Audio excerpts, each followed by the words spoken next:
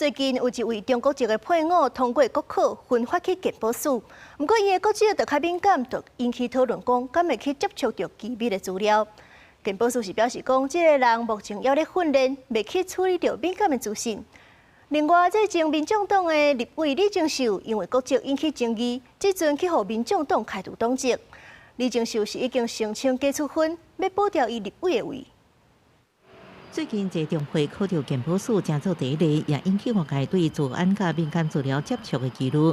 根据两法条例第21条，中会入籍满10年应参加公职考试，担任公告人员甲公营事业机关员工，也应登记参选。健保署证实，这中会伫3月底分发到健保署进行实务训练，目前还未提留正式公职人员任用资格，也要看下机密资料核心系统。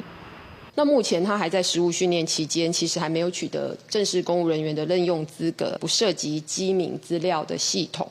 那该名人员他其实不会接触到我们的全民投保跟就医的资料。健保署强调，无论当人身份，拢严格管理个资权限，确保个人健康、自身安全。同款受关注的一个前民众党立委李正秀，被开除党籍的风波是愈来愈厉害。李正秀19日直播内底提出文件，表明兴顺经立法院长王金平无效，向台北地方反映，申请加处分。佮强调家己议员有30天的民众党申诉期限，立宪离职的文件也还未签署。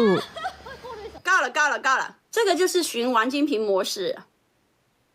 申请假处分，我一直讲嘛，是我的抢不走，不是我的留不住。我想他可能不是充分的理解什么叫做定暂时状态的处分啊。那他跟王金平的状况可能完全不一样，所以就交给司法程序处理，完全不担心。就算李正秀已经向台北地方反映，申请加处分，直报党籍地位的身份。不过中山会15已经公告，由成大法律系教授考中新地保，立法院会伫2日举行宣誓就职证书，时间无改变。记者综合报道。